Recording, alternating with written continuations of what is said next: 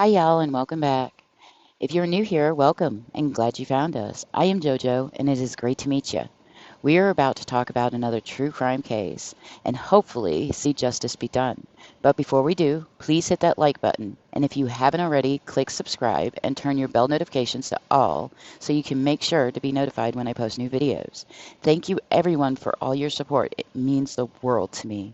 Now sit back, kick off your shoes, grab your tissues and stress balls, and let's dive in.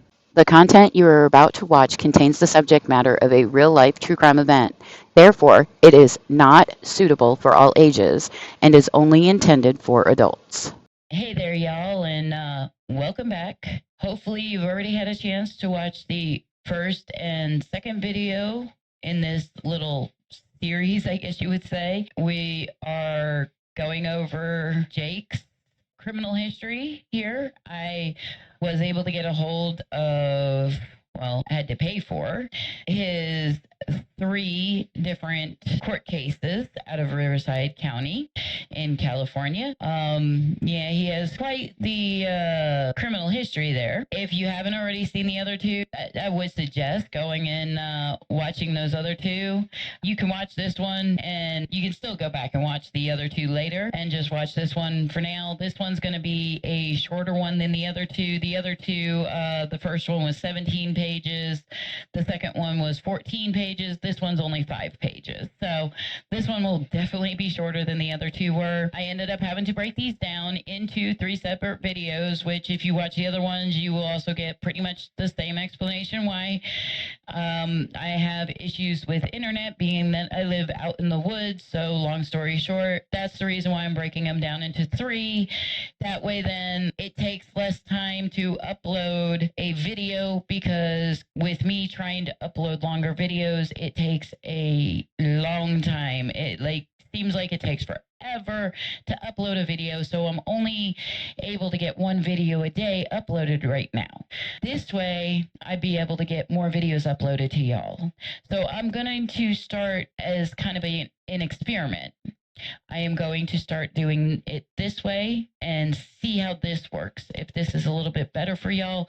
Plus, you all don't have to sit there and watch a long video in one sitting. This will kind of break it up for you a little bit and make it a little bit easier to digest the videos as well. I'm only one person, and I'm the only person working on this channel right now, so I don't have any other help. The only help that I got is y'all out there with your comments. So with that being said, let's go ahead and dig on in. So this case, this is out of the county of Riverside and the Banning Justice Center. And we've got Jake right here, Jake Haro, and the bond is set at $10,000. And this is still an active case, and he is bonded out at the moment. The arrest date on this case was June 27th, 2024. The filing date on this case is 7/10/2024. So this one's kind of interesting, because if y'all have watched the first and the second video in this series, you would have seen he's currently on probation as of right now. He's been on probation since 2023 for a case that was actually the very first case in this series. He is going to be on probation for that case until 2027. Now, that's not including anything that's going to be happening or may happen, allegedly, from Emmanuel's situation. This year, he was arrested for convicted felon and narcotic addict own or possesses firearm. So the first count is convicted felon and narcotic addict own or possesses firearm, and the second count is prohibited person own possesses ammunition. They are both active, and he's pled not guilty on both of them. And he has a court date coming up. He actually has 2, which they're only showing the 1 on here, but the second case that I did actually showed 2 hearings for the same date, same time. But but it's coming up on September 2nd this year, which is about 2 weeks from today, which is today is the 18th at 8:30 a.m. And that's for violation of probation. Like I did with the other ones, we're scrolling all the way down so that we can get to the oldest date first. So here we go. 7/2/2024, bail bond filed and appearance date is set for 8/9/2024. And the bond is posted for $10,000. I'm guessing he was released on 6/27/24 and appearance date is 8/9/2024. And then on 7/10/2024, electronic complaint was filed. And then here we've got the arraignment was done on August 9th, 2024 at 8:30 a.m. And let's see, we got pursuant to 989 PC, defendant does not declare true name. So, okay, riddle me this. You're going into a courtroom for a charge. You're going in for your arraignment. You're present. Why would you not declare your true name? Make it make sense. Hello, McFly. Anyway, moving on. Discovery provided to defense counsel. Defense counsel acknowledges receipt of discovery. Defendant's counsel waives formal arraignment. Counsel for defendant waives formal reading of complaint and stipulates defendant has been advised of his or her legal and constitutional right. Pleads not guilty to all charges. Felony statement conference set for October 7th, 2024 at 8:30. Defendant waives time for preliminary hearing plus 10 court dates. Defendant waives 60-day rule for preliminary hearing on August 9th, 2024. Defendant ordered to return to any and all future hearing date. Bail bond continued. I just don't understand why you would go into a courthouse for your arraignment and not declare your true name. I don't get that. I really don't. Anyway, quit dwelling on that. 8/9/2024, request for continuance pursuant to PC 1050 filed. 8/9/2024, protective order, law enforcement body-worn camera evidence filed. Ooh, body-worn camera evidence. But, of course, they did not show me the availability to get that. I guess I got to put in a FOIA request in order to actually be able to get that. So I will have to do some digging on that one. October 7th, 2024, felony statement conference at 8:30 a.m. Don't tell me we're going to have a bunch of continuances in this one, too. It's only 5 pages long. There can't be that many. Defendant present. Defense motion to continue pursuant to 1050 PC is granted. Motion to continue is not opposed by the people. Hearing continued to 12/13/24 at 8:30. The court finds good cause has been shown to grant the continuance. Reason for continuance: more preparation time needed by defense.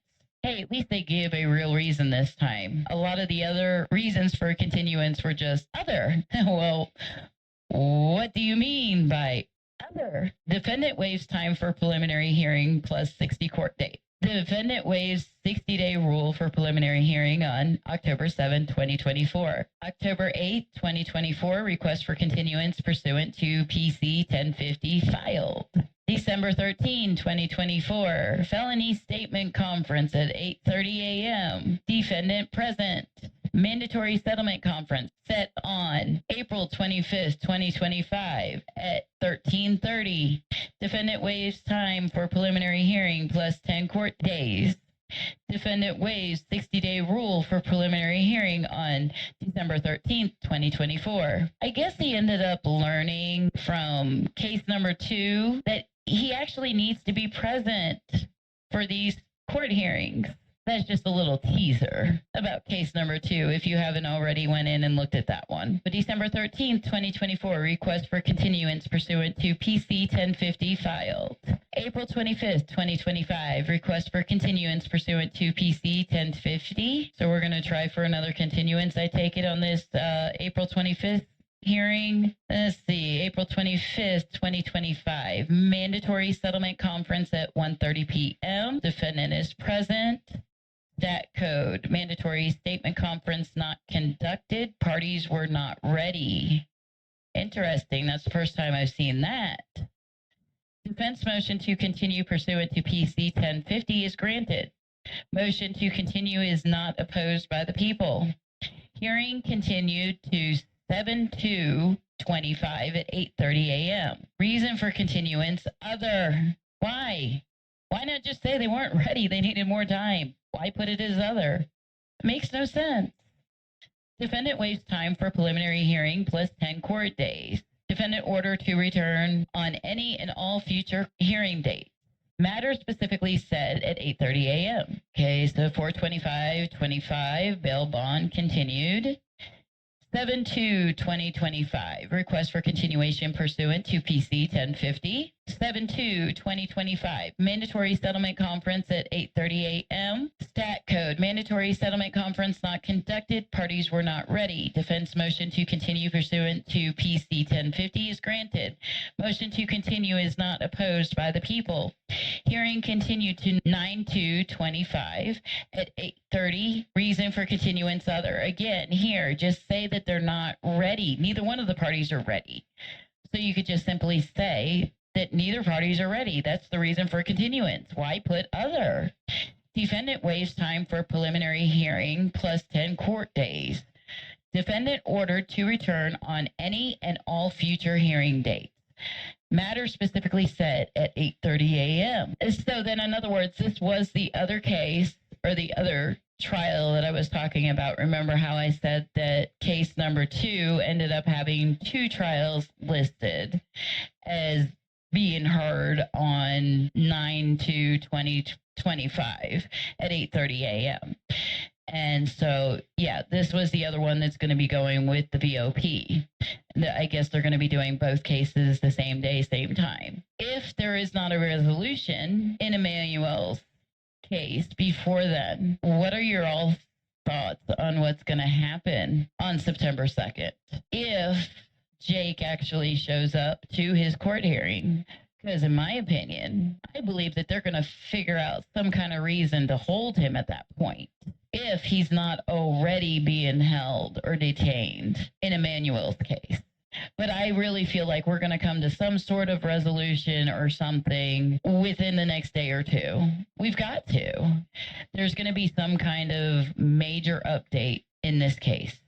I'm not psychic or anything like that. I don't claim to be. I never will claim to be. But it's a gut feeling. It's just that intuition, that gut feeling. It's more so, if you want to come from like a science standpoint, it's more so the fact that I pay attention and looking at everything that's been happening and how quickly everything's been moving. You've got all this speculation that keeps coming out, and it's like as soon as that speculation comes out, all of a sudden you find out, hey, wait a minute, that speculation is actually right. And then they come out with the proof of that speculation, or the speculation leads towards something that actually is truthful. Maybe the speculation wasn't truthful, but it leads you down the path to something that is factual. So I really feel like they're moving rather quickly on this case. I don't want to be rude, but in all honesty, Mom doesn't need to quit her day job. She's not a very good actress. When you start out with inconsistent statements right off the bat like that, it is no secret, and it's not very hard to put the pieces together. I mean, I don't want to say it in a rude way or anything like that, and I'm not trying to be rude to her, but in the same token, I really feel like she's a battered woman. A lot of people say, well, if you're in a situation like that, get the hell out of there, take your kids and leave them. But those are people that have never been in that situation before, and they don't know how some of these monsters can mentally control these women. They will tear these women down mentally, and they will make them believe that they are just garbage, that they're trash, that they can't do any better. They will make them feel like as if this is all they got, and that they should be grateful for being there and being beat and being tore down. So until you've been in the shoes of a person that has suffered through DV, you really can't sit there and say, oh, well, just get the hell out. Take your kids and run, because you don't know what it's like. You don't know the struggles day in and day out. You don't know how they love bomb you and then tear you down mentally to make you feel like dirt or even lesser than dirt, even. So before you sit there and blame a DV sufferer for not leaving, try to put yourself in their shoes first. Now, I'm not necessarily giving her an excuse if she was the one who actually did something, because it's not an excuse by no means. There is no excuse, none whatsoever in my book, for unaliving a child or causing any kind of harm to a child, especially a little innocent angel like that, as you see up on the screen. That would be like saying that anybody with a mental health issue has an excuse to do anything that they want. That's not what I'm saying. She needs to, if it was her, then she needs to take responsibility for whatever she has done. But in the same token, I don't like people out there saying that it's her fault that she's getting beaten, because that's victim shaming. That's blaming the victim, in my opinion, because in that situation, she is the victim. And we have to be mindful that you're not in that person's shoes. You're not seeing what's going on behind the closed doors. You don't know what she's having to deal with day in and day out. You don't know exactly what he's whispering in her ears to make her stay. It's a lot easier said than done to just walk away, especially when you have children. Although a lot of people look at it and think, well, you have children, that should make it easier, because of the fact that you want the best for your children. You want a safe home for your children. Yeah, I agree that, it should be easier. But then you also have to look at, was she working? Did she have any way of having her own money? Did she have any skills to be able to get her own job? Was he threatening her? If she left him, was he going to hunt her down and end up red brumming her and the kids? I mean, these are all things you got to take into account. And yeah, there are DV homes out there and shelters and whatnot. But how many times have you heard of stories where a woman goes to a shelter like that, yet the batterer still finds her, and sometimes her children, and she still disappears from the planet? It's just some food for thought. But anyways, I do need to get going. And I really didn't mean to get off topic with this, and that wasn't really the intention of this particular video, but since this was a shorter video, I decided I wanted to take a little side trip there for a minute. Anyway, y'all have a great rest of your Monday, and be safe out there, stay happy, and we'll catch you on the flip side. See you later. Bye-bye, y'all.